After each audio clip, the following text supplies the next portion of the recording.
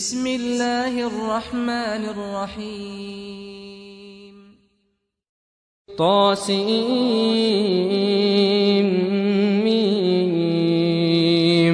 تلك آيات الكتاب المبين لعلك باخع نفسك ألا يكونوا مؤمنين إن نشأ ننزل عليهم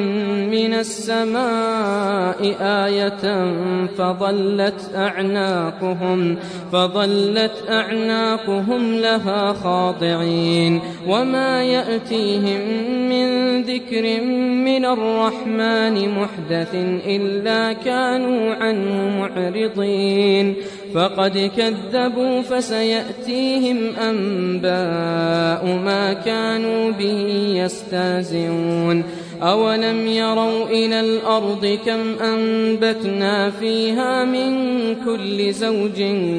كريم إن في ذلك لآية وما كان أكثرهم مؤمنين وإن ربك لهو العزيز الرحيم وإذ نادى ربك موسى أن ائت القوم الظالمين قوم فرعون ألا يتقون قال رب إني أخاف أن يكذبون ويضيق صدري ولا ينطلق لساني فأرسل إلى هارون ولهم علي ذنب فأخاف أن يقتلون قال كلا فاذهبا بآياتنا إنا معكم مستمعون فأتيا فرعون فقولا إنا رسول رب العالمين أن أرسل معنا بني إسرائيل قال ألم نربك فينا وليدا ولبثت فينا من عمرك سنين وفعلت فعلتك التي فعلت وأنت من الكافرين قال فعلتها إذا وأنا من الضالين ففررت منكم لما خفتكم فوهب لي ربي حكما وجعلني من المرسلين وتلك نعمة تمنها علي أن عبدت بني إسرائيل قال فرعون وما رب العالمين قال رب السماوات والأرض وما بينهما إن كنتم موقنين قال لمن حوله ألا تستمعون قال ربكم ورب آبائكم الأولين قال إن رسولكم الذي أرسل إليكم لمجنون قال رب المشرق والمغرب وما بينهما إن كنتم تعقلون قال لئن اتخذت إلها غيري لأجعلنك من المسجونين قال أولو جئتك بشيء مبين قال فأت به إن كنت من الصادقين فألقى عصاه فإذا هي ثعبان مبين ونزع يده فإذا هي بيضاء للناظرين قال للملأ حوله إن هذا لساحر عليم يريد أن يخرجكم من أرضكم بسحره فماذا تأمرون قالوا أرجه وأخاه وابعث في المدائن حاشرين يأتوك بكل سحار عليم فجمع السحرة لميقات يوم معلوم وقيل للناس هل أنتم مجتمعون لعلنا نتبع السحرة إن كانوا هم الغالبين فلما جاء السحرة قالوا لفرعون أئن لنا لأجرا إن كنا نحن الغالبين قال نعم وإنكم إذا لمن المقربين قال لهم موسى ألقوا ما أنتم ملقون فألقوا حبالهم وعصيهم وقالوا بعزة فرعون إنا لنحن الغالبون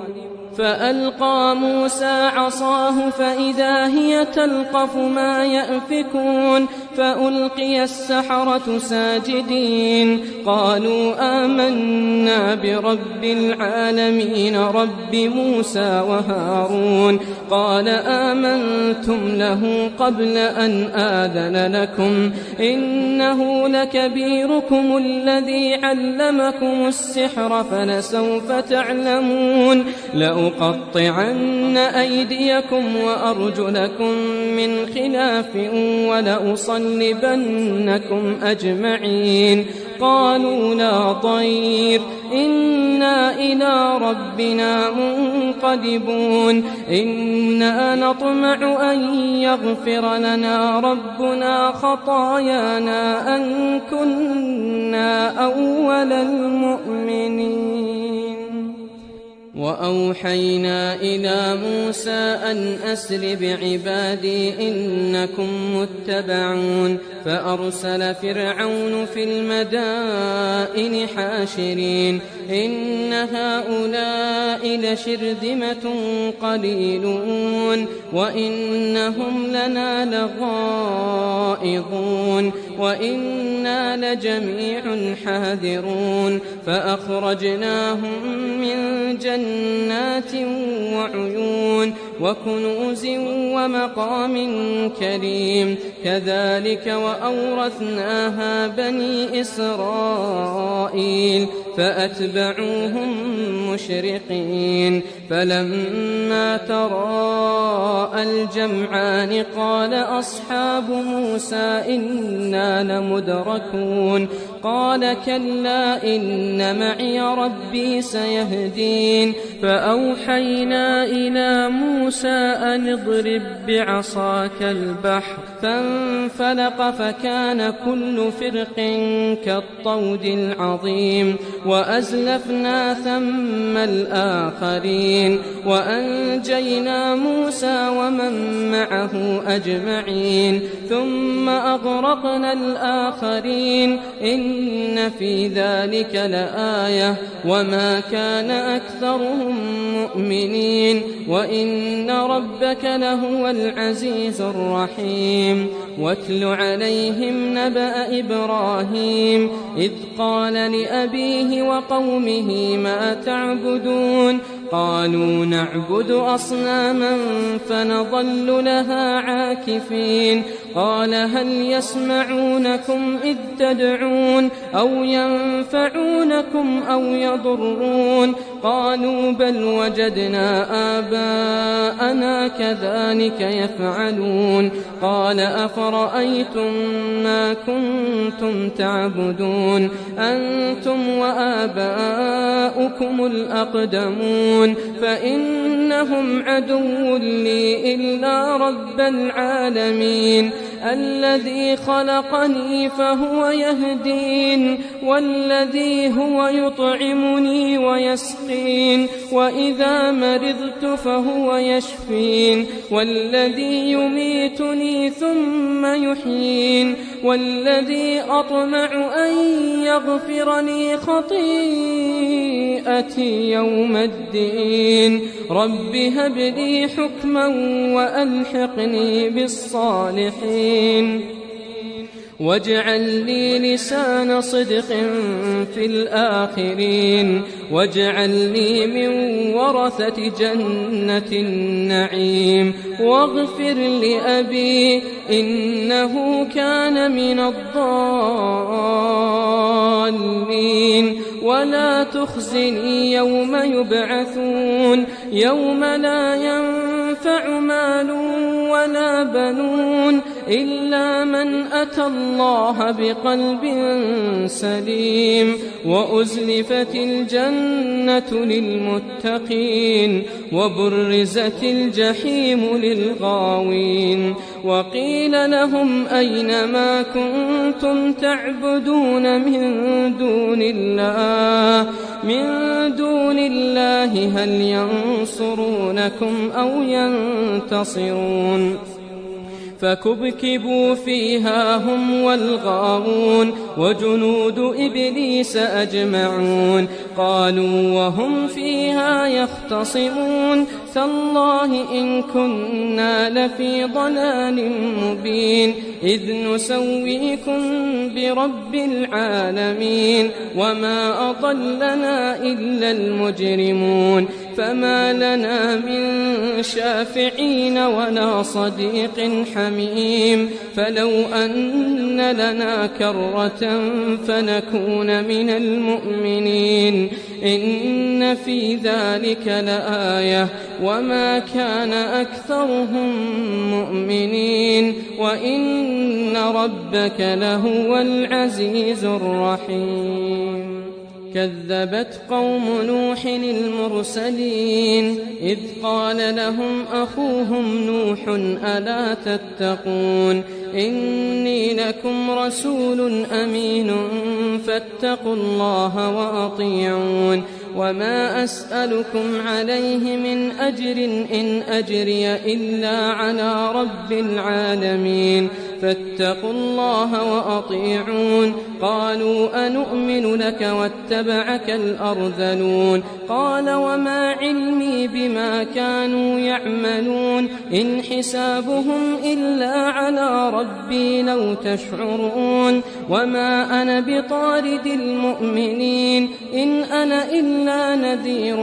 مبين قالوا لئن لم تنته يا نوح لتكونن من المرجومين قال رب إن قومي كذبون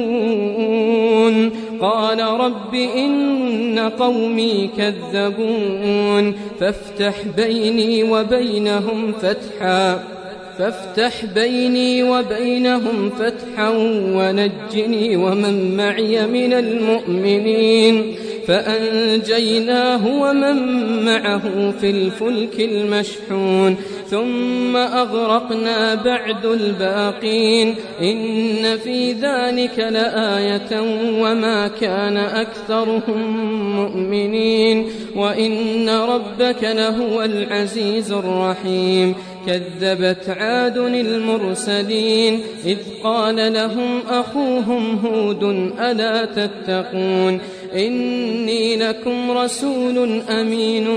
فاتقوا الله وأطيعون وما أسألكم عليه من أجر إن أجري إلا على رب العالمين أتبنون بكل ريع آية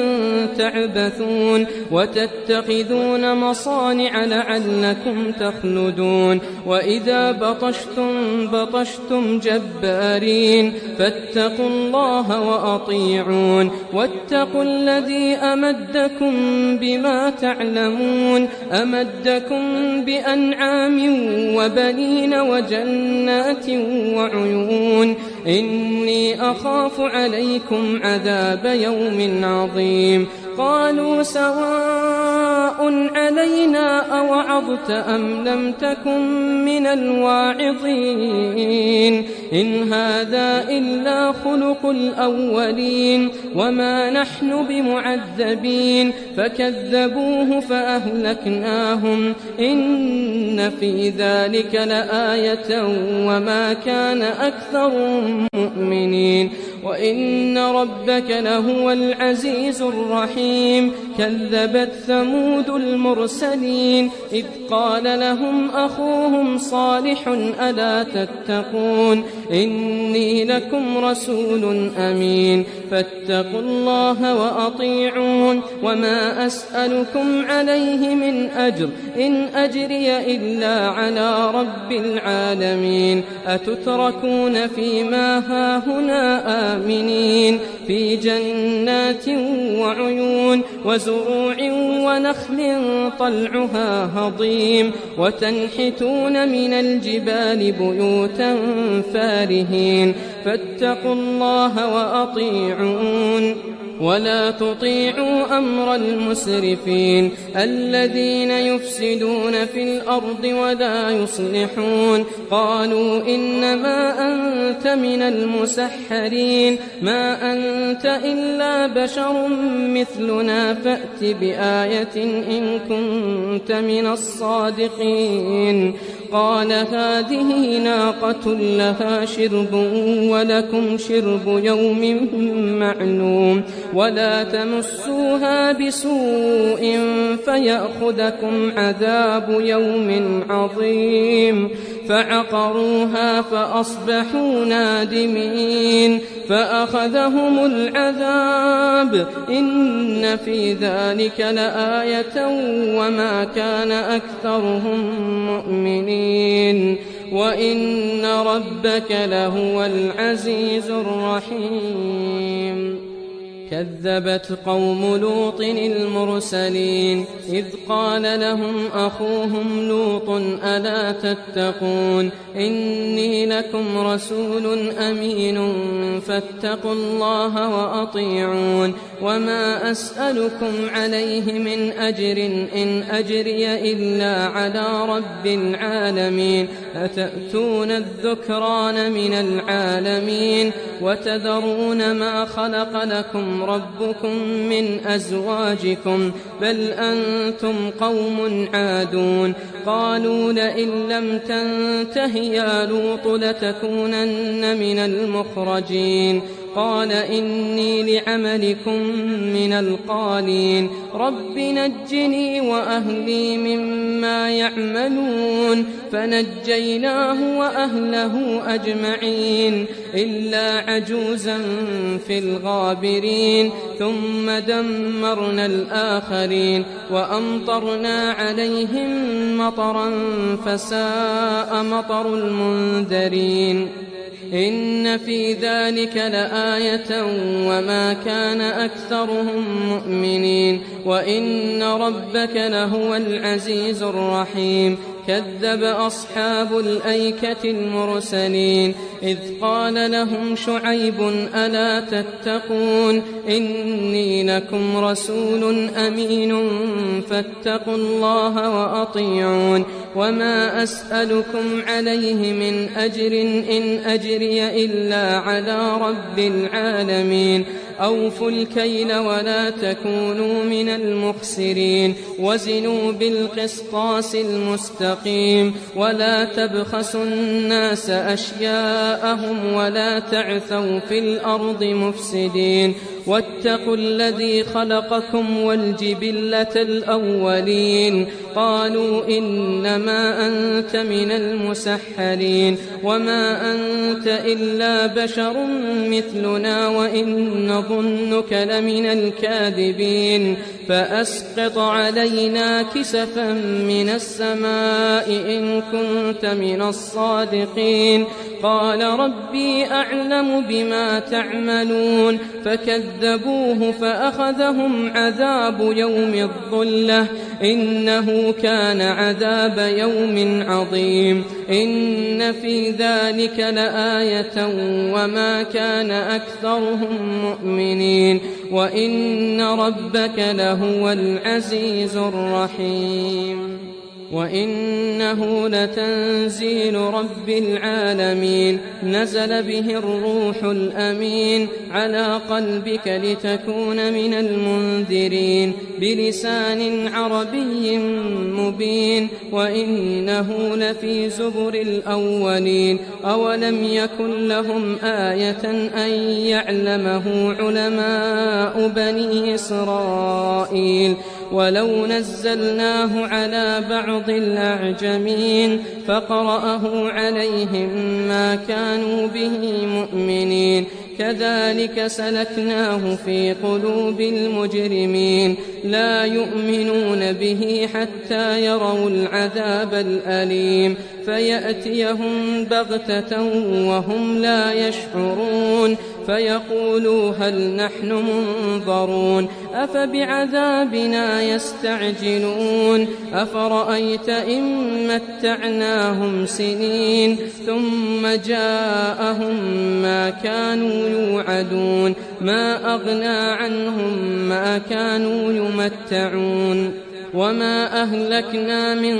قرية إلا لها منذرون ذكرى وما كنا ظالمين وما تنزلت به الشياطين وما ينبغي لهم وما يستطيعون إنهم عن السمع لمعزولون فلا تدع مع الله إلها آخر فتكون من المعذبين وأنذر عشيرتك الأقربين واخفض جناحك لمن اتبعك من المؤمنين فإن عصوك فقل إني بريء مما تعملون وتوكل على العزيز الرحيم الذي يراك حين تقوم وتقلبك في الساجدين إنه هو السميع العليم هل أنبئكم على من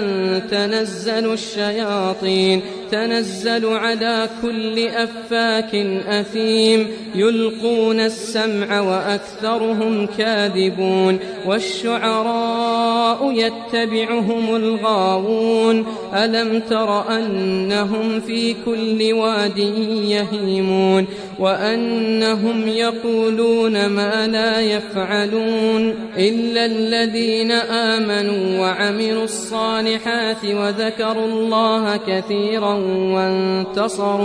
وانتصروا من بعد ما ظلموا وسيعلم الذين ظلموا أي منقلب ينقلبون.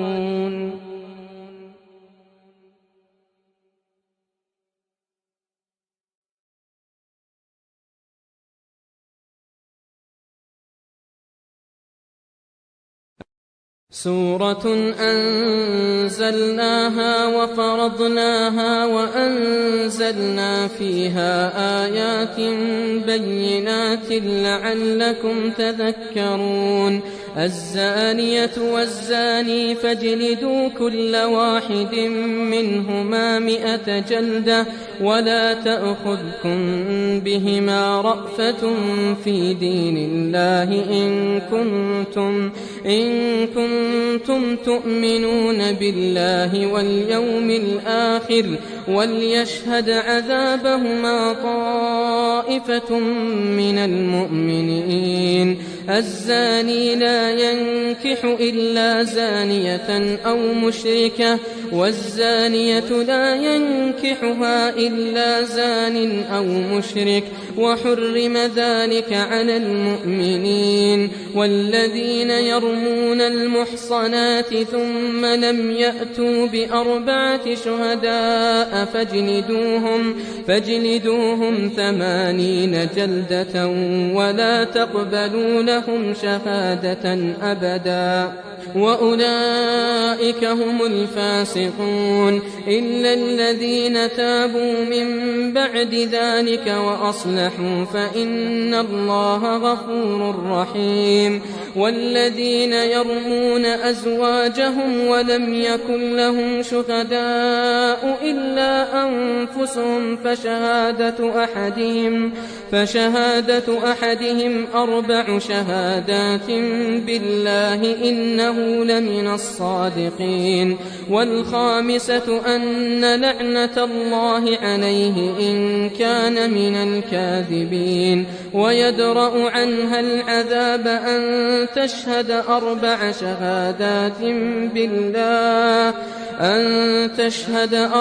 شهادات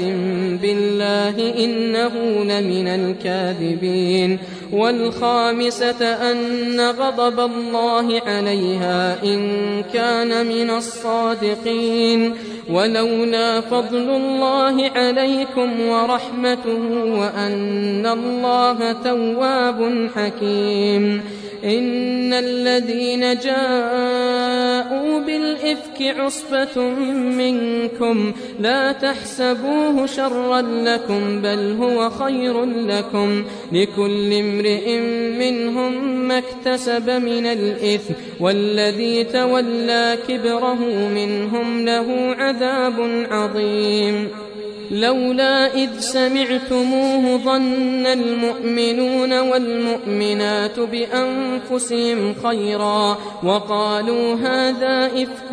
مبين لولا جاءوا عليه ب4 شهداء فإذ لم يأتوا بالشهداء فأولئك عند الله هم الكاذبون ولولا فضل الله عليكم ورحمته في الدنيا والآخرة لمسكم فيما أفضتم فيه عذاب عظيم إذ تلقونه بألسنتكم وتقولون بأفواهكم ما ليس لكم به علم وتحسبونه هينا وهو عند الله عظيم ولولا إذ سمعتموه قلتم ما يكون لنا أن نتكلم بهذا سبحانك هذا بهتان عظيم يعظكم الله أن تعودوا لمثله أبدا إن كنتم مؤمنين ويبين الله لكم الآيات والله عليم حكيم إن الذين يحبون أن تشيع الفاحشة في الذين آمنوا لهم عذاب أليم في الدنيا والآخرة والله يعلم وأنتم لا تعلمون ولولا فضل الله عليكم ورحمته وأن الله رءوف رحيم يا أيها الذين آمنوا لا تتبعوا خطوات الشيطان ومن يتبع خطوات الشيطان فإنه يأمر بالفحشاء والمنكر ولولا فضل الله عليكم ورحمته ما زكى منكم من أحد أبدا ولكن الله يزكي من يشاء والله سميع عليم ولا يأتل أولو الفضل منكم والسعة أن يؤتوا أولي القربى والمساكين والمهاجرين في سبيل الله وليعفوا وليصفحوا ألا تحبون أن يغفر الله لكم والله غفور رحيم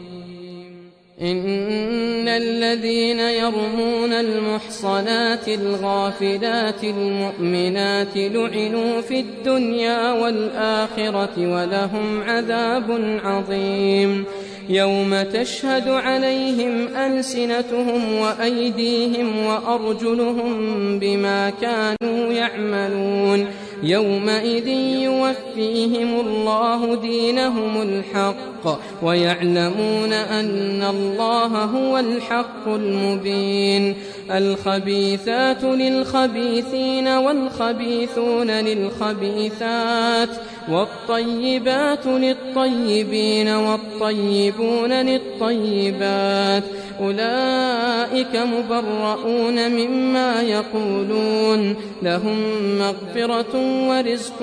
كريم يا أيها الذين آمنوا لا تدخلوا بيوتا غير بيوتكم حتى تستأنسوا وتسلموا على أهلها ذلكم خير لكم لعلكم تذكرون فإن لم تجدوا فيها أحدا فلا تدخلوها حتى يؤذن لكم وإن قيل لكم ارجعوا فارجعوا هو أزكى لكم والله بما تعملون عليم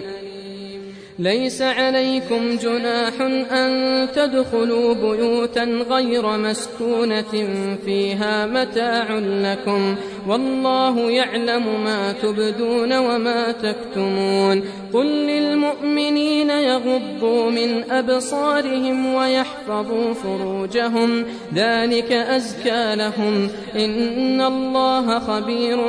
بما يصنعون وقل للمؤمنات يغضضن من أبصارهن ويحفظن فروجهن ولا يبدين زينتهن إلا ما ظهر منها وليضربن بخمرهن على جيوبهن ولا يبدين زينتهن إلا لبعولتهن أو آبائهن أو آباء بعولتهن أو أبنائهن أو أبناء بعولتهن أو إخوانهن أو بني إخوانهن أو بني أخواتهن أو نسائهن أو ما ملكت أيمانهن أو التابعين غير أولي الإربة من الرجال أو الطفل الذين لم يظهروا على عورات النساء ولا يضربن بأرجلهن ليعلم ما يخفين من زينتهن وتوبوا إلى الله جميعا أيها المؤمنون لعلكم تفلحون وأنكحوا الأيام منكم والصالحين من عبادكم وإمائكم إن يكونوا فقراء يغنهم الله من فضله والله واسع عليم وليستعفف الذين لا يجدون نكاحا حتى يغنيهم الله من فضله والذين يبتغون الكتاب مما ملكت أيمانكم فكاتبوهم إن علمتم فيهم خيرا وآتوهم من مال الله الذي آتاكم ولا تكرهوا فتياتكم على البغاء إن أردنا تحصنا لتبتغوا عرض الحياة الدنيا ومن يكرههن فإن الله من بعد إكراههن غفور رحيم ولقد أنزلنا إليكم آيات مبينات ومثلا من الذين خلوا من قبلكم وموعظة للمتقين الله نور السماوات والأرض مثل نوره كمشكاة فيها المصباح في زجاجة الزجاجة كأنها كوكب دري يوقد من شجرة مباركة زيتونة لا شرقية ولا غربية يكاد زيتها يضيء ولو لم تمسسه نور على نور يهدي الله لنوره من يشاء ويضرب الله الأمثال للناس والله بكل شيء عليم في بيوت أذن الله أن ترفع ويذكر فيها اسمه يسبح له فيها بالغدو والآصال رجال لا تلهيهم تجارة ولا بيع عن ذكر الله وإقام الصلاة وإيتاء الزكاة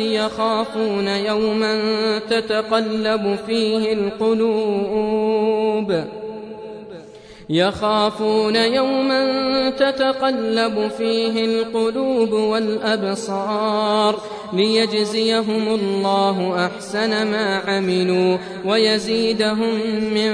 فضله والله يرزق من يشاء بغير حساب والذين كفروا أعمالهم كسراب بقيعة يحسبه الظمآن ماء حتى حتى إذا جاءه لم يجده شيئا ووجد الله عنده فوفاه حسابه والله سريع الحساب. أو كظلمات في بحر لجي يغشاه موج من فوقه سحاب ظلمات بعضها فوق بعض إذا أخرج يده لم يكد يراها ومن لم يجعل الله له نورا فما له من نور. ألم تر أن الله يسبح له من في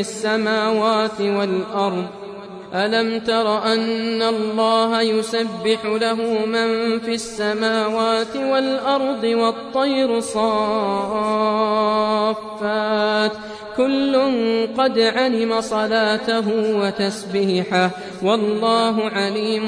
بما يفعلون. ولله ملك السماوات والأرض وإلى الله المصير. ألم تر أن الله يزجي سحابا ثم يؤلف بينه ثم يجعله ركاما فترى الودق يخرج من خلاله وينزل من السماء من جبال فيها من برد فيصيب به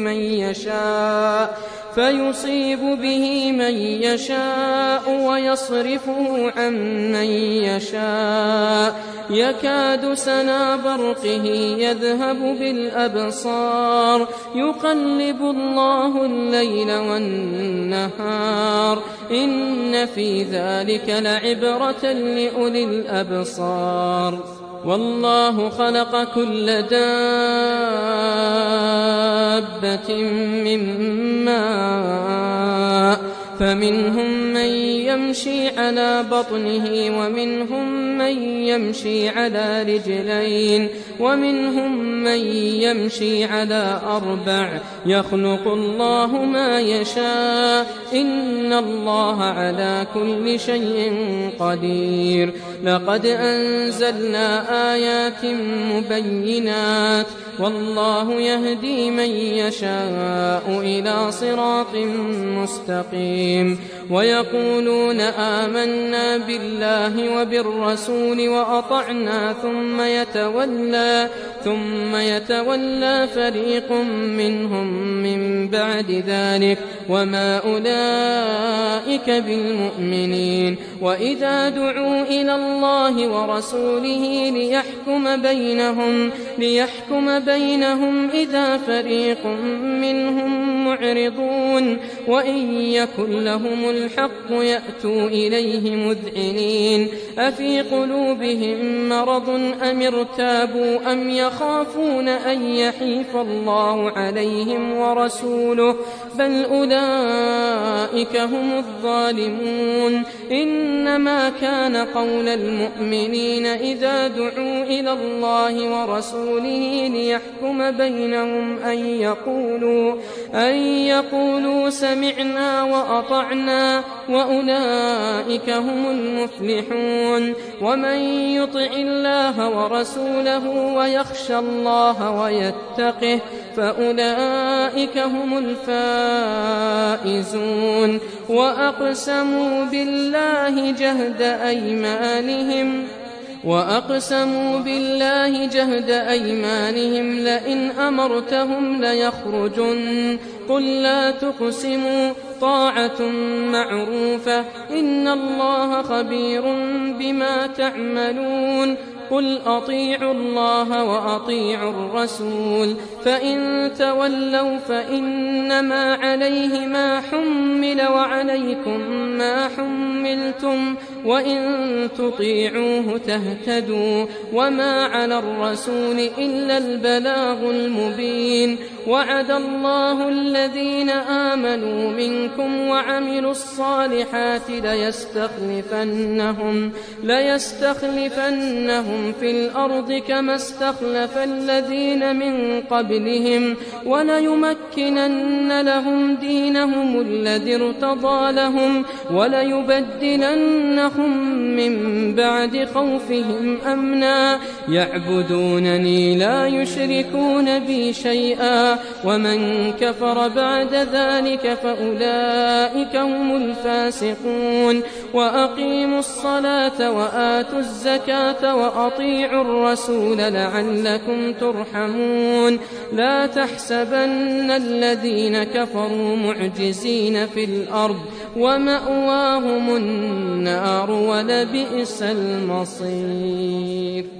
يا أيها الذين آمنوا ليستأذنكم الذين ملكت أيمانكم والذين لم يبلغوا الحلم منكم 3 مرات من قبل صلاة الفجر وحين تضعون ثيابكم من الظهيرة ومن بعد صلاة العشاء 3 عورات لكم ليس عليكم ولا عليهم جناح بعدهن طوافون عليكم بعضكم على بعض كذلك يبين الله لكم الآيات والله عليم حكيم وإذا بلغ الأطفال منكم الحلم فليستأذنوا كما استأذن الذين من قبلهم كذلك يبين الله لكم آياته والله عليم حكيم والقواعد من النساء اللاتي لا يرجون نكاحا فليس عليهن جناح أن يضعن ثيابهن غير متبرجات بزينة وأن يستعففن خير لهن والله سميع عليم ليس على الأعمى حرج ولا على الأعرج حرج ولا على المريض حرج ولا على أنفسكم أن تأكلوا من بيوتكم أو بيوت آبائكم أو بيوت أمهاتكم أو بيوت إخوانكم أو بيوت أخواتكم أو بيوت أعمامكم أو بيوت عماتكم أو بيوت أخوالكم أو بيوت خالاتكم أو ما ملكتم مفاتحه أو صديقكم ليس عليكم جناح أن تأكلوا جميعا أو أشتاتا فإذا دخلتم بيوتا فسلموا على أنفسكم تحية من عند الله مباركة طيبة كذلك يبين الله لكم الآيات لعلكم تعقلون إنما المؤمنون الذين آمنوا بالله ورسوله وإذا كانوا معه على أمر جامع لم يذهبوا حتى يستأذنوه إن الذين يستأذنونك أولئك الذين يؤمنون بالله ورسوله فإذا استأذنوك لبعض شأنهم فأذن لمن شئت منهم واستغفر لهم الله إن الله غفور رحيم لا تجعلوا دعاء الرسول بينكم كدعاء بعضكم بعضا قد يعلم الله الذين يتسللون منكم لواذا فليحذر الذين يخالفون عن أمره أن تصيبهم فتنة أو يصيبهم عذاب أليم ألا إن لله ما في السماوات والأرض قد يعلم ما أنتم عليه ويوم يرجعون إليه فينبئهم بما عملوا والله بكل شيء عليم. سأل سائل بعذاب واقع للكافرين ليس له دافع من الله ذي المعارج تعرج الملائكة والروح إليه في يوم كان مقداره 50,000 سنة فاصبر صبرا جميلا إنهم يرونه بعيدا ونراه قريبا يوم تكون السماء كالمهل وتكون الجبال كالعهن ولا يسأل حميم حميما يبصرونهم يود المجرم لو يفتدي من عذاب يومئذ ببنيه وصاحبته وأخيه وفصيلته التي تؤويه ومن في الأرض جميعا ثم ينجيه كلا إنها لظى نزاعة للشوى تدعو من أدبر وتولى وجمع فأوعى إن الإنسان خلق هلوعا إذا مسه الشر جزوعا وإذا مسه الخير منوعا إلا المصلين الذين هم على صلاتهم دائمون والذين في أموالهم حق معلوم للسائل والمحروم والذين يصدقون بيوم الدين والذين هم من عذاب ربهم مشفقون إن عذاب ربهم غير مأمون والذين هم لفروجهم حافظون إلا على أزواجهم أو ما ملكت أيمانكم فإنهم غير ملومين فمن ابتغى وراء ذلك فأولئك هم العادون والذين هم لأماناتهم وعهدهم راعون والذين هم بشهاداتهم قائمون والذين هم على صلاتهم يحافظون أولئك في جنات مكرمون فما للذين كفروا قبلك مهطعين عن اليمين وعن الشمال عزين أيطمع كل امرئ منهم أن يدخل جنة نعيم كلا إنا خلقناهم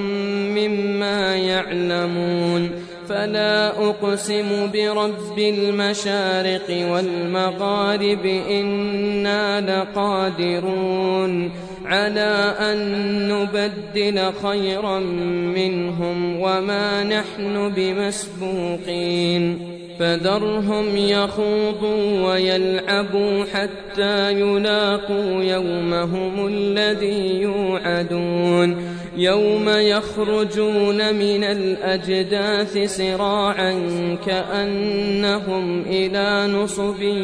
يوفضون خاشعة أبصارهم ترهقهم ذلة ذلك اليوم الذي كانوا يوعدون والصافات الصفات صفا فالزاجرات زجرا فالتاليات ذكرا إن إلهكم لواحد رب السماوات والأرض وما بينهما ورب المشارق إنا زينا السماء الدنيا بزينة الكواكب وحفظا من كل شيطان مارد لا يسمعون إلى الملأ الأعلى ويقذفون من كل جانب دحورا ولهم عذاب واصب إلا من خطف الخطفة فأتبعه شهاب ثاقب فاستفتهم أهم أشد خلقا أم من خلقنا إنا خلقناهم من طين لازب بل عجبت ويسخرون وإذا ذكروا لا يذكرون وإذا رأوا آية يستسخرون وقالوا إن هذا إلا سحر مبين أإذا متنا وكنا ترابا وعظاما أإنا لمبعوثون أو آباؤنا الأولون قل نعم وأنتم داخرون فإنما هي زجرة واحدة فإذا هم ينظرون وقالوا يا ويلنا هذا يوم الدين هذا يوم الفصل الذي كنتم به تكذبون احشروا الذين ظلموا وأزواجهم وما كانوا يعبدون من دون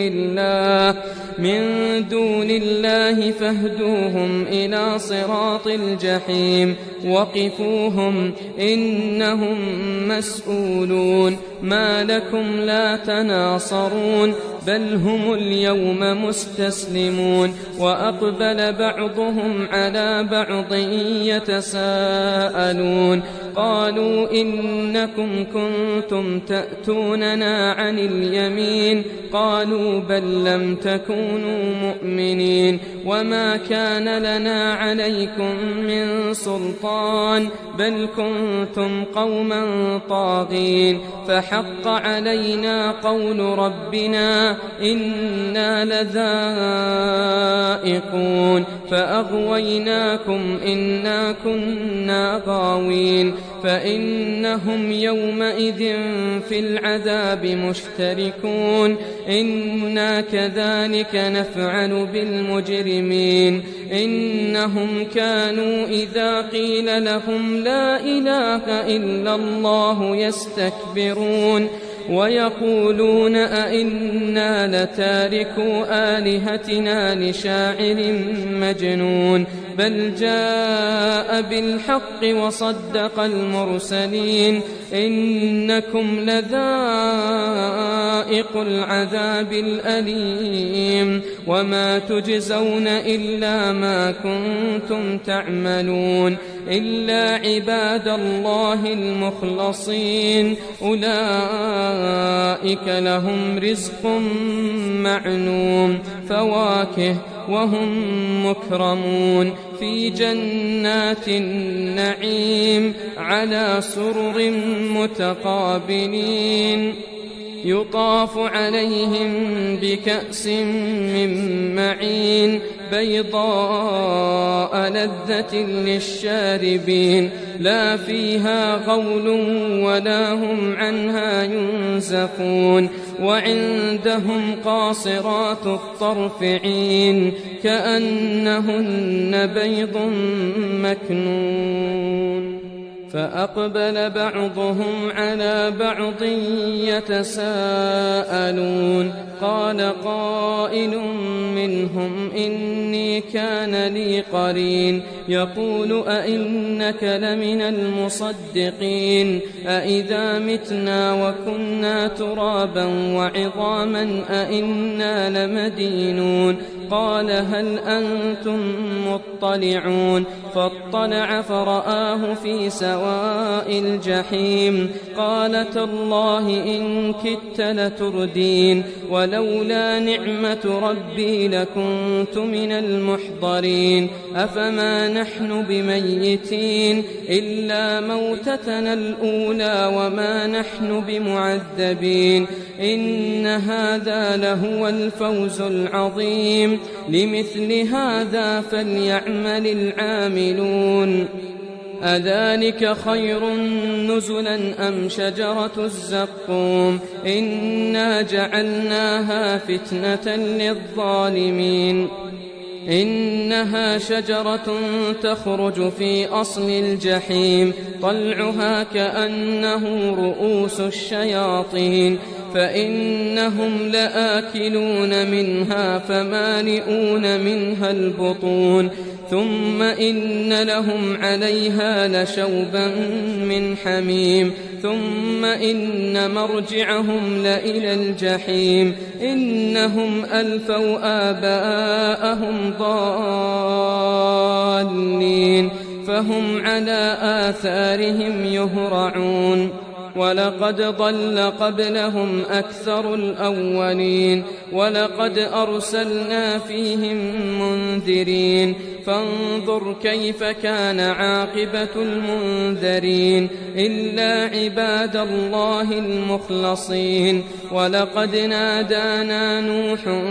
فلنعم المجيبون ونجيناه وأهله من الكرب العظيم وجعلنا ذريته هم الباقين وتركنا عليه في الآخرين سلام على نوح في العالمين إنا كذلك نجزي المحسنين إنه من عبادنا المؤمنين ثم أغرقنا الآخرين وإن من شيعته لإبراهيم إذ جاء ربه بقلب سليم إذ قال لأبيه وقومه ماذا تعبدون أئفكا آلهة دون الله تريدون فما ظنكم برب العالمين فنظر نظرة في النجوم فقال إني سقيم فتولوا عنه مدبرين فراغ إلى آلهتهم فقال ألا تأكلون ما لكم لا تنطقون فراغ عليهم ضربا باليمين فأقبلوا إليه يزفون قال أتعبدون ما تنحتون والله خلقكم وما تعملون قالوا ابنوا له بنيانا فألقوه في الجحيم فأرادوا به كيدا فجعلناهم الأسفلين وقال إني ذاهب إلى ربي سيهدين رب هب لي من الصالحين فبشرناه بغلام حليم فلما بلغ معه السعي قال يا بني إني أرى في المنام أني أذبحك فانظر ماذا ترى قال يا أبت افعل ما تؤمر ستجدني إن شاء الله من الصابرين فلما أسلما وتله للجبين وناديناه أن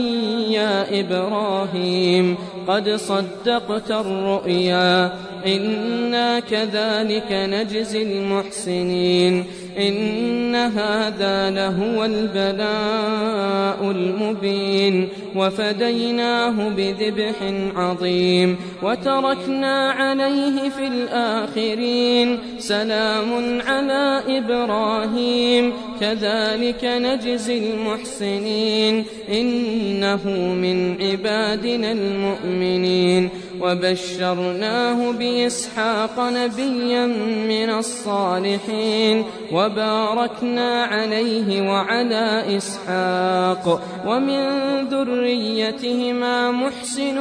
وظالم لنفسه مبين ولقد مننا على موسى وهارون ونجيناهما وقومهما من الكرب العظيم ونصرناهم فكانوا هم الغالبين وآتيناهما الكتاب المستبين وهديناهما الصراط المستقيم وتركنا عليهما في الآخرين سلام على موسى وهارون إنا كذلك نجزي المحسنين إنهما من عبادنا المؤمنين وإن إلياس لمن المرسلين إذ قال لقومه ألا تتقون أتدعون بعلا وتذرون أحسن الخالقين الله ربكم ورب آبائكم الأولين فكذبوه فإنهم لمحضرون إلا عباد الله المخلصين وتركنا عليه في الآخرين سلام على الياسين إنا كذلك نجزي المحسنين إنه من عبادنا المؤمنين وإن لوطا لمن المرسلين إذ نجيناه وأهله أجمعين إلا عجوزا في الغابرين ثم دمرنا الآخرين وإنكم لتمرون عليهم مصبحين وبالليل أفلا تعقلون وإن يونس لمن المرسلين إذ أبق إلى الفلك المشحون فساهم فكان من المدحضين فالتقمه الحوت وهو مليم فلولا أنه كان من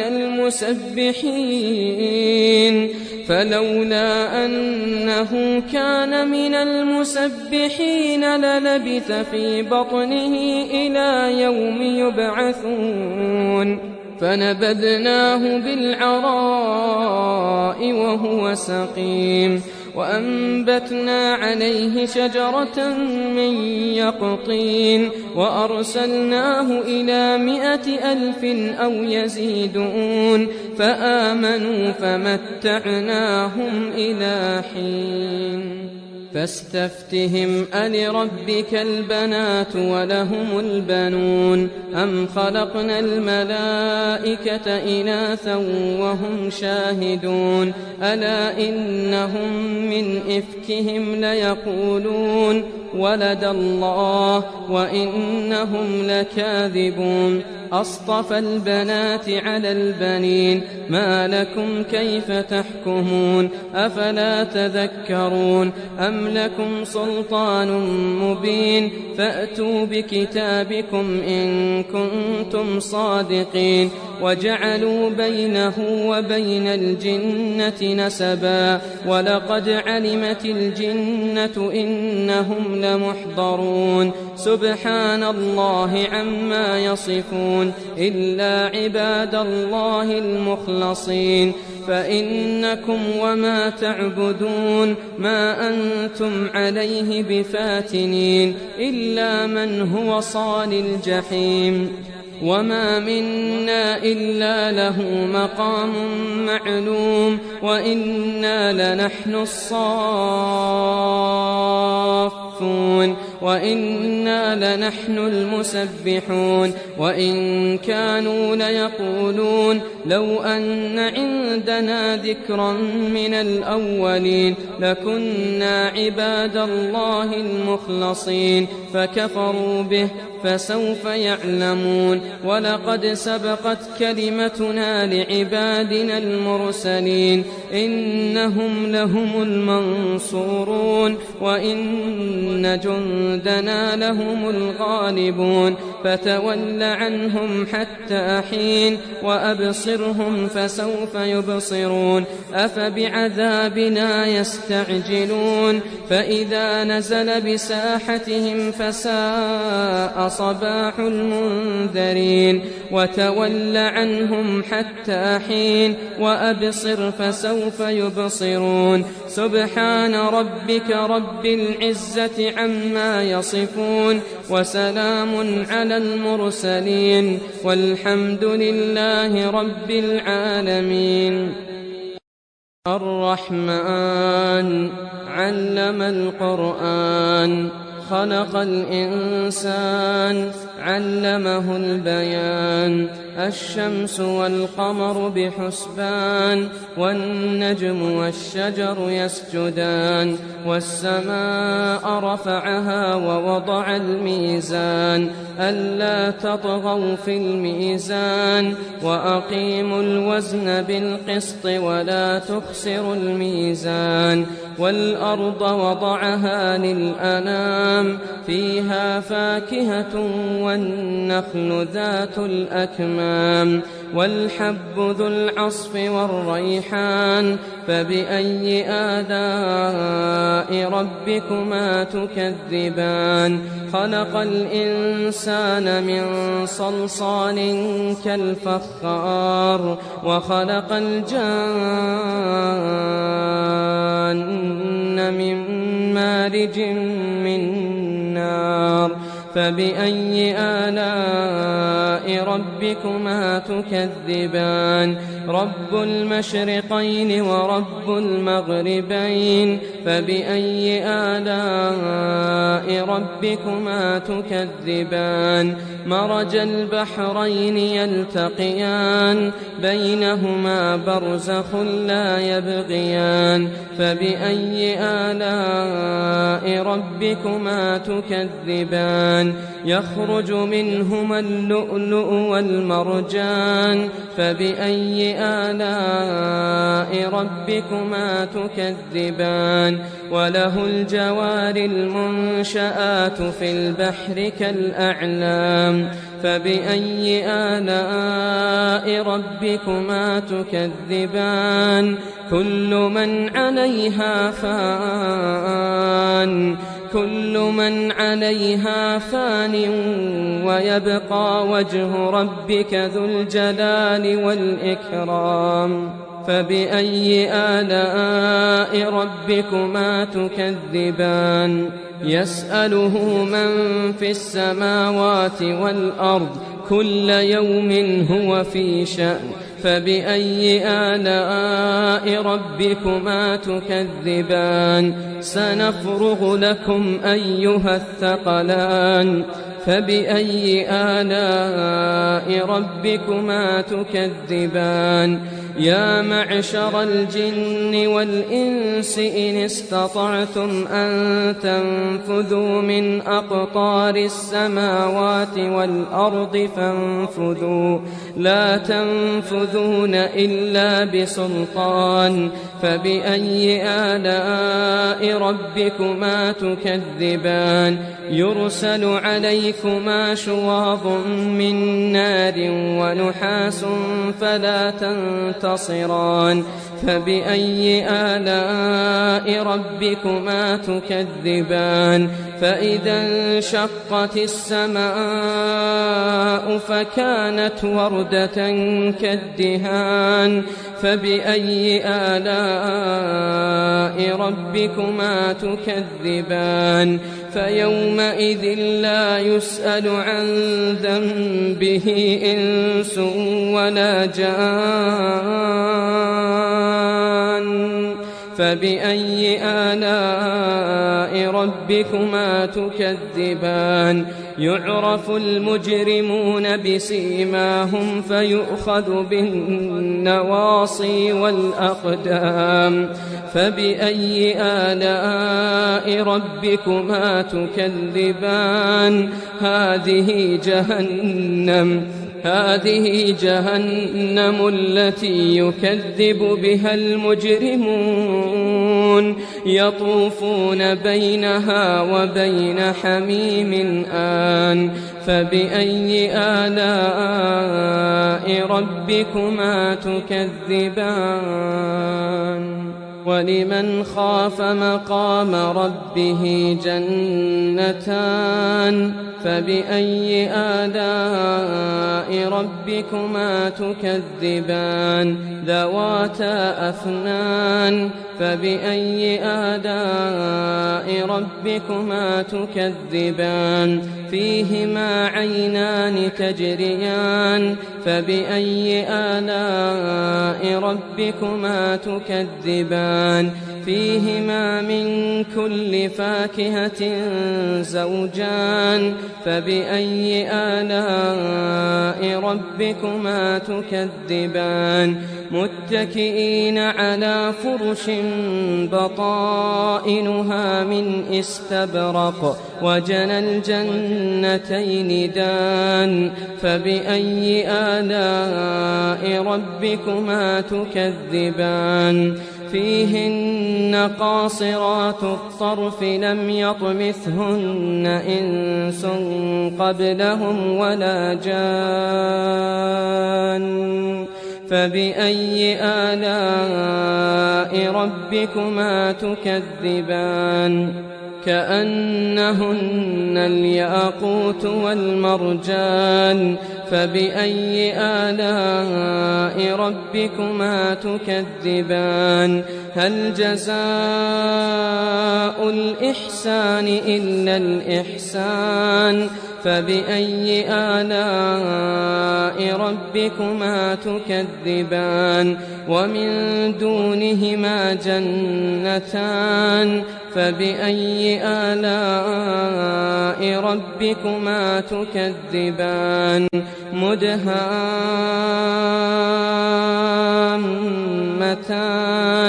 فبأي آلاء ربكما تكذبان فيهما عينان نضاختان فبأي آلاء ربكما تكذبان فيهما فاكهة ونخل ورمان فبأي آلاء ربكما تكذبان فيهن خيرات حسان فبأي آلاء ربكما تكذبان حور مقصورات في الخيام فبأي آلاء ربكما تكذبان لم يطمثهن إنس قبلهم ولا جان فبأي آلاء ربكما تكذبان متكئين على رفرف خضر وعبقري حسان فبأي آلاء ربكما تكذبان تبارك اسم ربك ذي الجلال والإكرام قل أوحي إلي أنه استمع نفر من الجن فقالوا إنا سمعنا قرآنا عجبا يهدي إلى الرشد فآمنا به ولن نشرك بربنا أحدا وأنه تعالى جد ربنا ما اتخذ صاحبة ولا ولدا وأنه كان يقول سفيهنا على الله شططا وأنا ظننا أن لن تقول الإنس والجن على الله كذبا وأنه كان رجال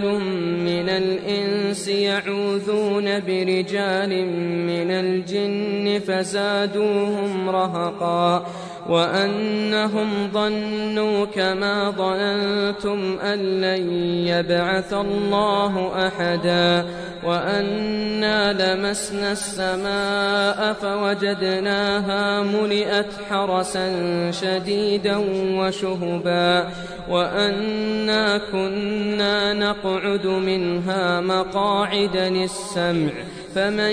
يستمع الآن يجد له شهابا رصدا وأنا لا ندري أشر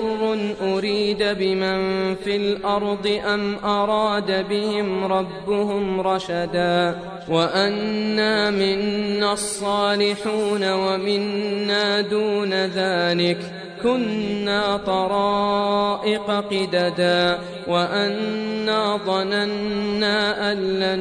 نعجز الله في الأرض ولن نعجزه هربا وأنا لما سمعنا الهدى آمنا به فمن يؤمن بربه فلا يخاف بخسا ولا رهقا وأنا منا المسلمون ومنا القاسطون فمن أسلم فأولئك تحروا رشدا وأما القاسطون فكانوا لجهنم حطبا وأن لو استقاموا على الطريقة لأسقيناهم ماء غدقا لنفتنهم فيه ومن يعرض عن ذكر ربه يسلكه عذابا صعدا وأن المساجد لله فلا تدعوا مع الله أحدا وأنه لما قام عبد الله يدعوه كادوا يكونون عليه لبدا قل إنما أدعو ربي ولا أشرك به أحدا قل إني لا أملك لكم ضرا ولا رشدا قل إني لن يجيرني من الله أحد ولن أجد من دونه ملتحدا إلا بلاغا من الله ورسالاته ومن يعص الله ورسوله فإن له نار جهنم خالدين فيها أبدا حتى إذا رأوا ما يوعدون فسيعلمون من أضعف ناصرا وأقل عددا قل إن أدري أقريب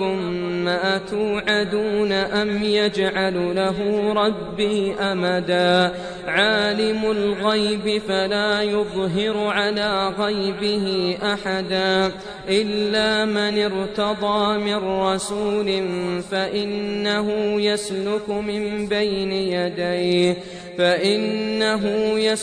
من بين يديه ومن خلفه رصدا ليعلم أن قد أبلغوا رسالات ربهم وأحاط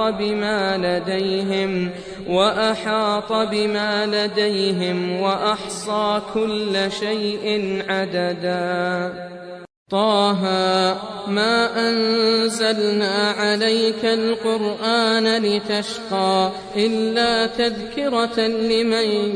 يخشى تنزيلا ممن خلق الأرض والسماوات العلا الرحمن على العرش استوى له ما في السماوات وما في الأرض وما بينهما وما تحت الثرى وإن تجهر بالقول فإنه يعلم السر وأخفى الله لا إله إلا هو له الأسماء الحسنى وهل أتاك حديث موسى إذ رأى نارا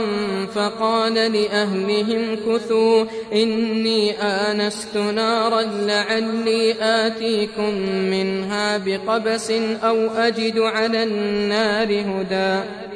فلما أتاها نودي يا موسى إني أنا ربك فاخلع نعليك إنك بالواد المقدس طوى وأنا اخترتك فاستمع لما يوحى إنني أنا الله لا إله إلا أنا فاعبدني وأقم الصلاة لذكري إن الساعة آتية أكاد أخفيها لتجزى كل نفس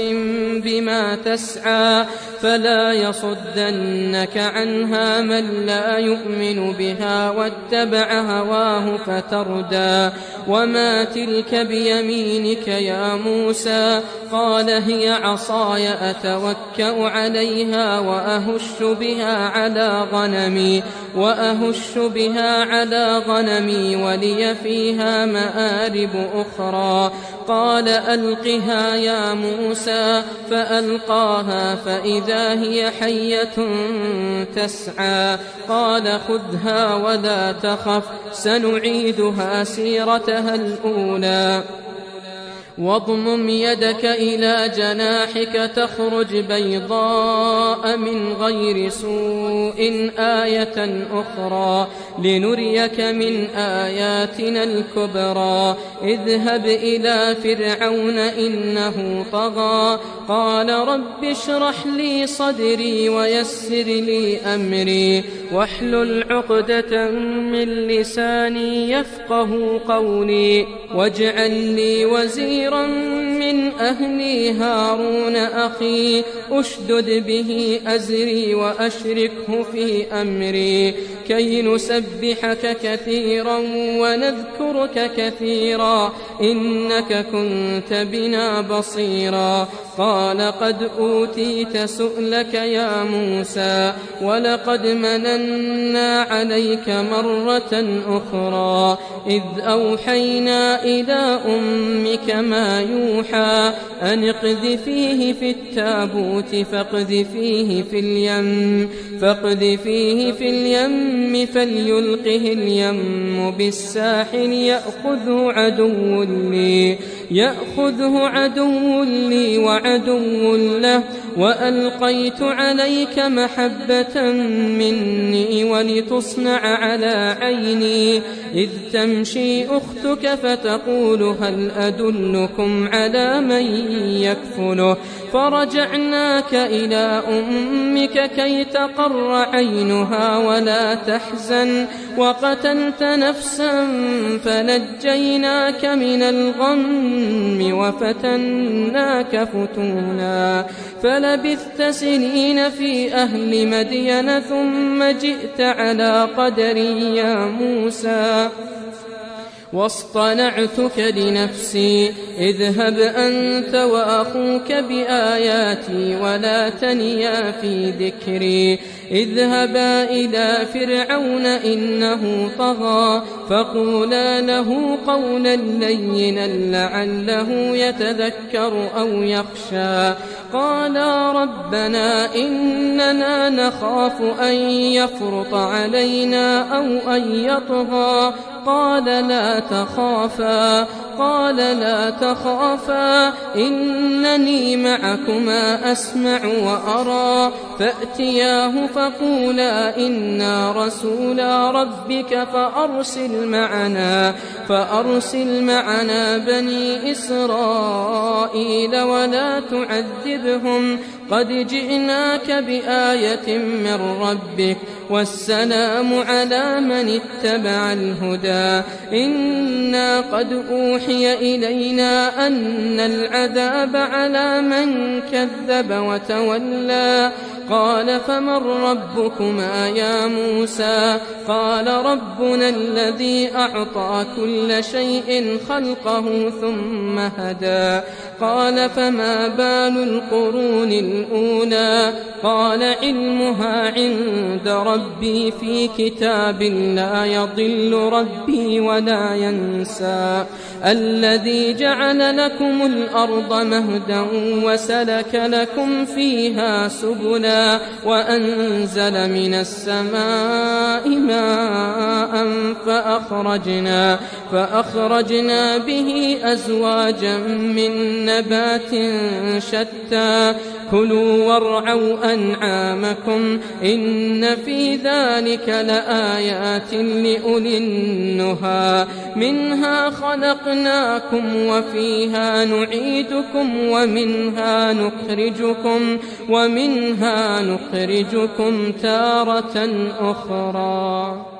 ولقد أريناه آياتنا كلها فكذب وأبى قال أجئتنا لتخرجنا من أرضنا بسحرك يا موسى فلنأتينك بسحر مثله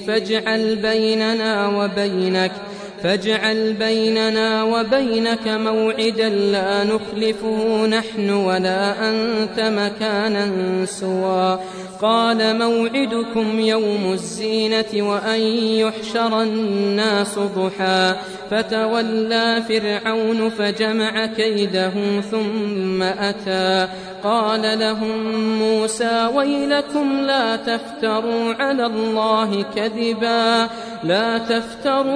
الله كذبا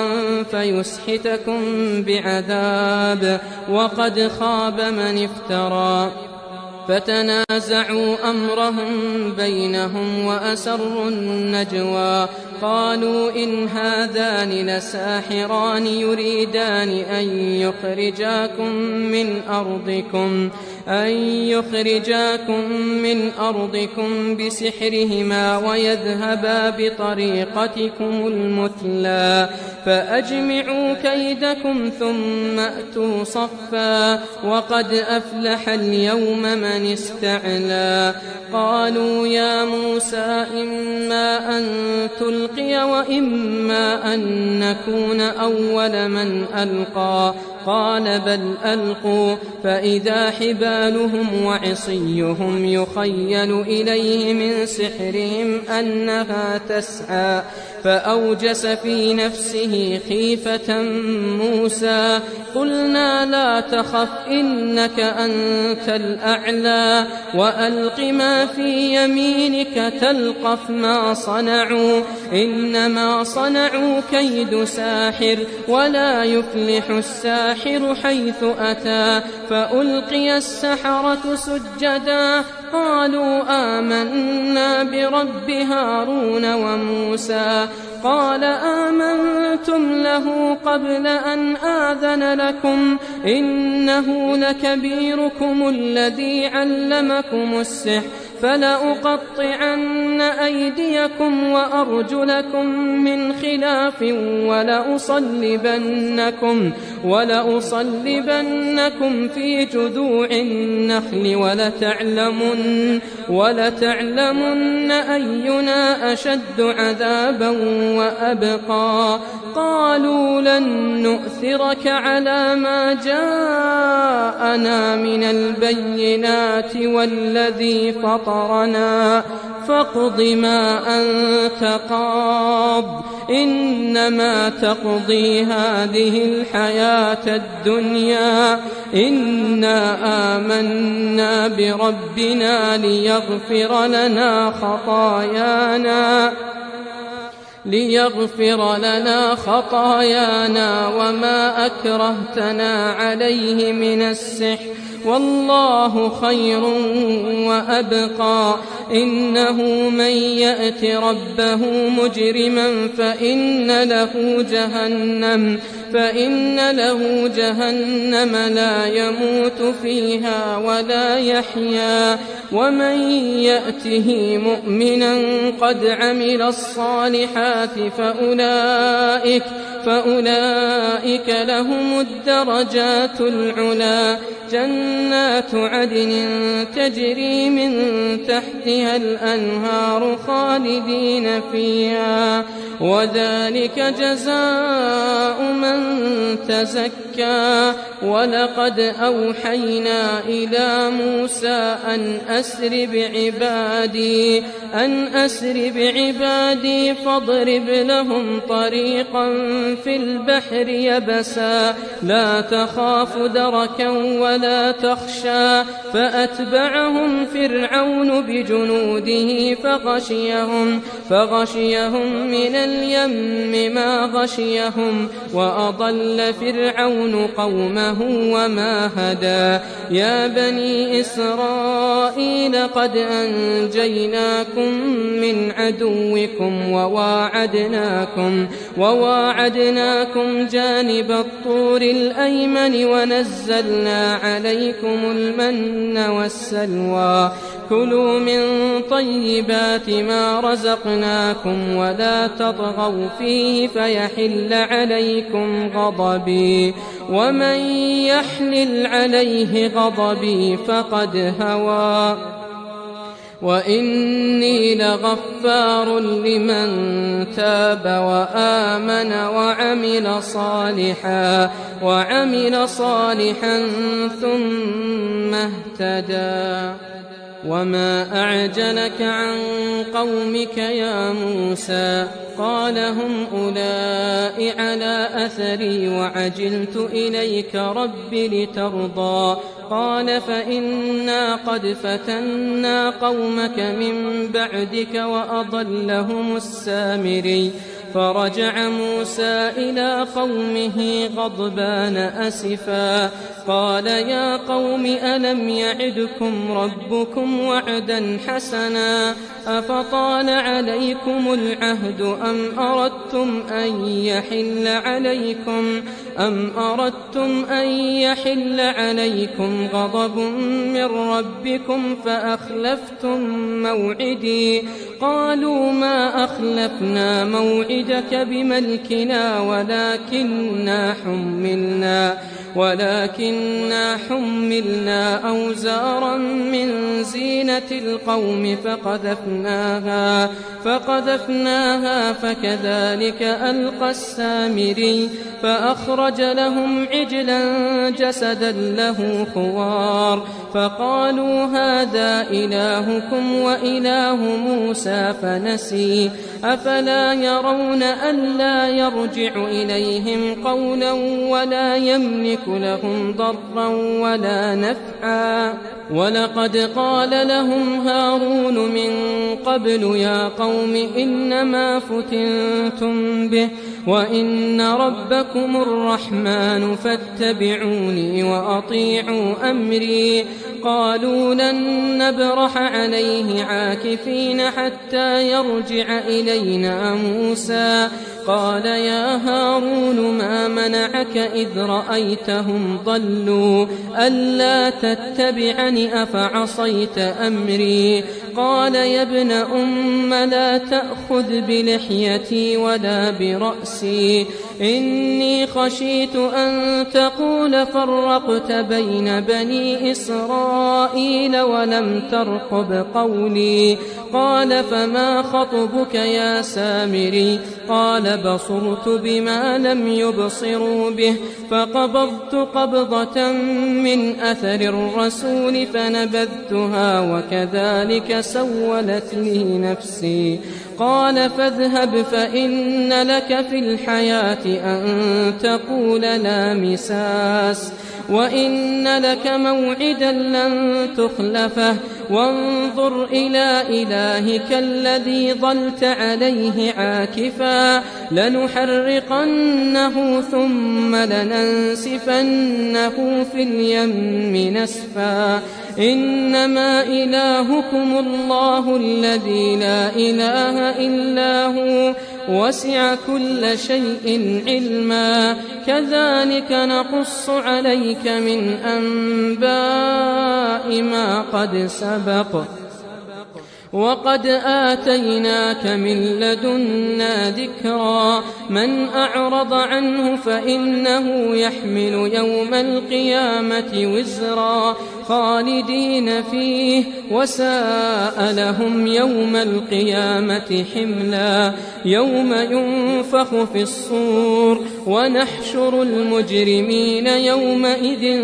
زرقا يتخافتون بينهم إن لبثتم إلا عشرا نحن أعلم بما يقولون إذ يقول أمثلهم طريقة إن لبثتم إلا يوما ويسألونك عن الجبال فقل ينسفها ربي نسفا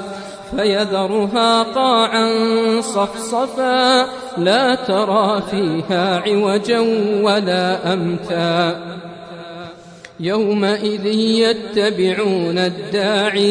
يومئذ يتبعون الداعي لا عوج له وخشعت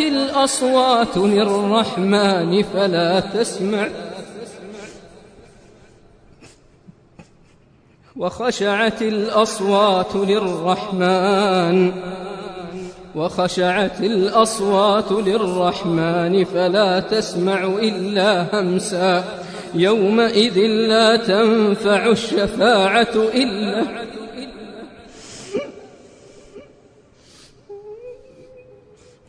يومئذ لا تنفع الشفاعة إلا من أذن له الرحمن ورضي له قولا يعلم ما بين أيديهم وما خلفهم ولا يحيطون به علما وعنت الوجوه للحي القيوم وقد خاب من حمل ظلما ومن يعمل من الصالحات وهو مؤمن فلا يخاف ظلما ولا هضما وكذلك أنزلناه قرآنا عربيا وصرفنا فيه من الوعيد لعلهم يتقون أو يحدث لهم ذكرا فتعالى الله الملك الحق ولا تعجل بالقرآن من قبل أن يقضى إليك وحيه وقل رب زدني علما ولقد عهدنا إلى آدم من قبل فنسي ولم نجد له عزما وإذ قلنا للملائكة اسجدوا لآدم فسجدوا إلا إبليس أبى فقلنا يا آدم إن هذا عدو لك ولزوجك فلا يخرجنكما من الجنة فتشقى إن لك ألا تجوع فيها ولا تعرى وأنك لا تظمأ فيها ولا تضحى فوسوس إليه الشيطان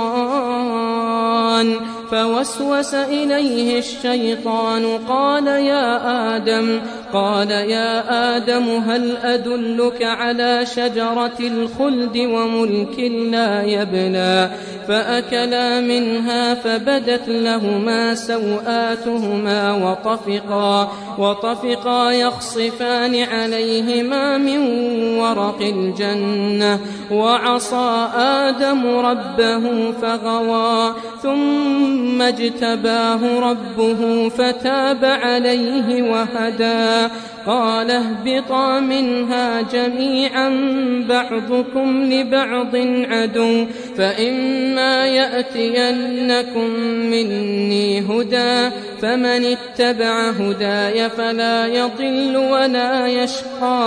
فمن اتبع هداي فلا يضل ولا يشقى ومن أعرض عن ذكري فإن له معيشة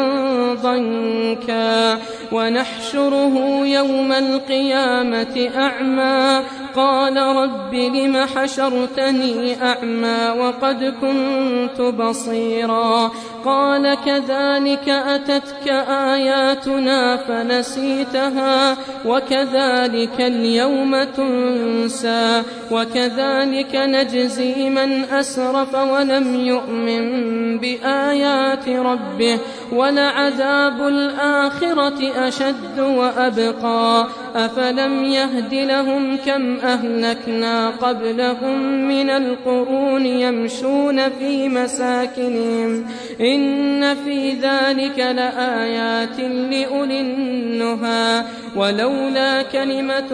سبقت من ربك لكان لزاما وأجل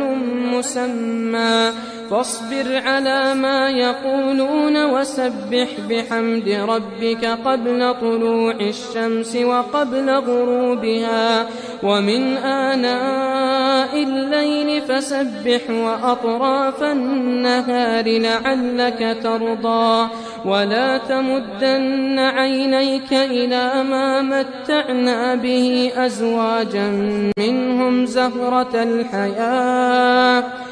ولا تمدن عينيك إلى ما متعنا به أزواجا منهم زهرة الحياة الدنيا لنفتنهم فيه ورزق ربك خير وأبقى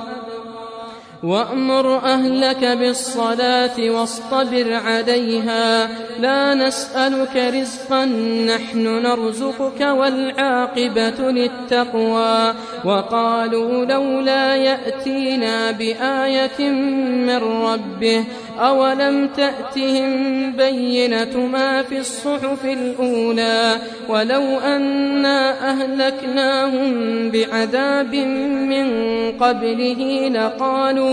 لقالوا ربنا لولا أرسلت إلينا رسولا فنتبع آياتك من قبل أن نذل ونخزى قل كل متربص فتربصوا فستعلمون من أصحاب الصراط السوي ومن اهتدى. ياسين والقرآن الحكيم إنك لمن المرسلين على صراط مستقيم تنزيل العزيز الرحيم لتنذر قوما ما أنذر آباؤهم فهم غافلون لقد حق القول على أكثرهم فهم لا يؤمنون إنا جعلنا في أعناقهم أغلالا فهي إلى الأذقان فهم مقمحون وجعلنا من بين أيديهم سدا ومن خلفهم سدا فأغشيناهم فهم لا يبصرون وسواء عليهم أأنذرتهم أم لم تنذرهم لا يؤمنون إنما تنذر من اتبع الذكر وخشي الرحمن بالغيب فبشره بمغفرة وأجر كريم إنا نحن نحيي الموتى ونكتب ما قدموا وآثارهم وكل شيء أحصيناه في إمام مبين واضرب لهم مثلا أصحاب القرية إذ جاءها المرسلون إذ أرسلنا إليهم 2 فكذبوهما فعززنا بثالث فقالوا إنا إليكم مرسلون قالوا ما أنتم إلا بشر مثلنا وما أنزل الرحمن من شيء إن أنتم إلا تكذبون قالوا ربنا يعلم إنا إليكم لمرسلون وما علينا إلا البلاغ المبين قالوا إنا تطيرنا بكم لئن لم تنتهوا لنرجمنكم وليمسنكم منا عذاب أليم قالوا طائركم معكم أئن ذكرتم بل أنتم قوم مسرفون وجاء من أقصى المدينة رجل يسعى قال يا قوم اتبعوا المرسلين اتبعوا من لا يسألكم أجرا وهم مهتدون وما لي لا أعبد الذي فطرني وإليه ترجعون أأتخذ من دونه آلهة إن يردني الرحمن بضر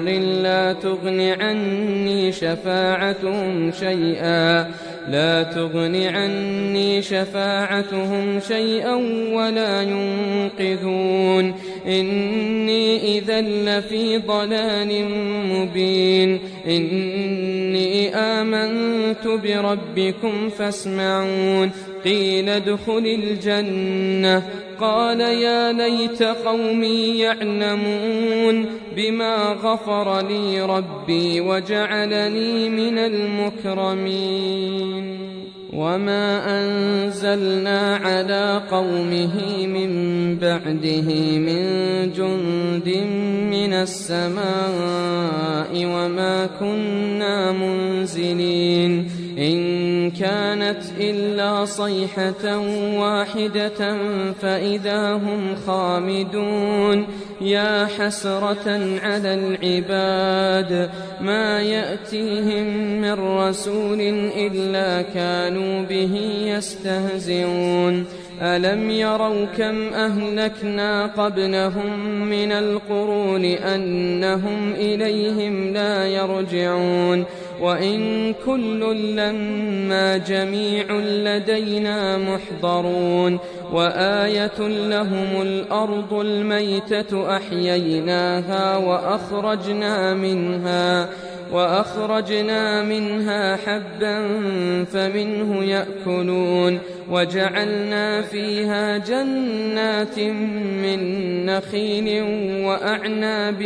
وفجرنا فيها من العيون ليأكلوا من ثمره وما عملته أيديهم أفلا يشكرون سبحان الذي خلق الأزواج كلها مما تنبت الأرض ومن أنفسهم ومما لا يعلمون وآية لهم الليل نسلخ منه النهار فإذا هم مظلمون والشمس تجري لمستقر لها ذلك تقدير العزيز العليم والقمر قدرناه منازل حتى عاد كالعرجون القديم لا الشمس ينبغي لها أن تدرك القمر ولا الليل سابق النهار وكل في فلك يسبحون وآية لهم أنا حملنا ذريتهم في الفلك المشحون وخلقنا لهم من مثله ما يركبون وإن نشأ نغرقهم فلا صريخ لهم ولا هم ينقذون إلا رحمة منا ومتاعا إلى حين وإذا قيل لهم اتقوا ما بين أيديكم وما خلفكم لعلكم ترحمون وما تأتيهم من آية من آيات ربهم إلا كانوا عنها معرضين وإذا قيل لهم أنفقوا مما رزقكم الله قال الذين كفروا للذين آمنوا أنطعم من لو يشاء الله أطعمه إن أنتم إلا في ضلال مبين ويقولون متى هذا الوعد إن كنتم صادقين ما ينظرون إلا صيحة واحدة تأخذهم وهم يخصمون فلا يستطيعون توصية ولا إلى أهلهم يرجعون ونفخ في الصور فإذا هم من الأجداث إلى ربهم ينسلون قالوا يا ويلنا من بعثنا من مرقدنا هذا ما وعد الرحمن وصدق المرسلون إن كانت إلا صيحة واحدة فإذا هم جميع لدينا محضرون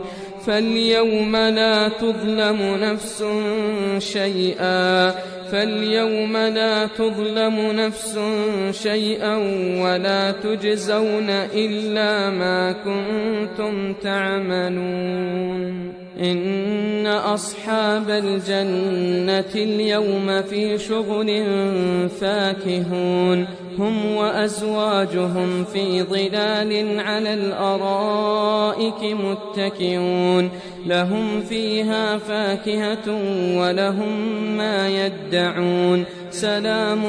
قولا من رب رحيم وامتازوا اليوم أيها المجرمون ألم أعهد إليكم يا بني آدم ألا تعبدوا الشيطان إنه لكم عدو مبين وأن اعبدوني هذا صراط مستقيم ولقد أضل منكم جبلا كثيرا أفلم تكونوا تعقلون هذه جهنم التي كنتم توعدون اصلوها اليوم بما كنتم تكفرون اليوم نختم على أفواههم وتكلمنا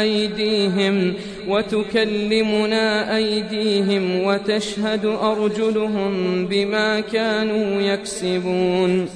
ولو نشاء لطمسنا على أعينهم فاستبقوا الصراط فأنى يبصرون ولو نشاء لمسخناهم على مكانتهم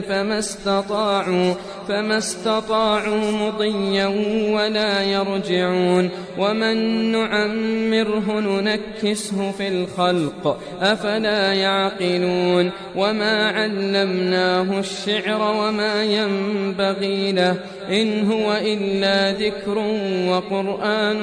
مبين لينذر من كان حيا ويحق القول على الكافرين أولم يروا أنا خلقنا لهم مما عملت أيدينا أنعاما فهم لها مالكون وذللناها لهم فمنها ركوبهم ومنها يأكلون ولهم فيها منافع ومشارب أفلا يشكرون واتخذوا من دون الله آلهة لعلهم ينصرون لا يستطيعون نصرهم وهم لهم جند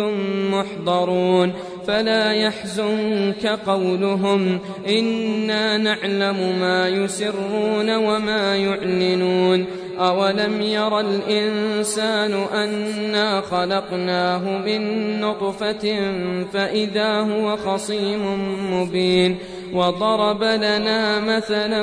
ونسي خلقه قال من يحيي العظام وهي رميم قل يحييها الذي أنشأها أول مرة وهو بكل خلق عليم الذي جعل لكم من الشجر الأخضر نارا فإذا أنتم منه توقدون أوليس الذي خلق السماوات والأرض بقادر على أن يخلق مثلهم بلى وهو الخلاق العليم إنما أمره إذا أراد شيئا أن يقول له كن فيكون فسبحان الذي بيده ملكوت كل شيء وإليه ترجعون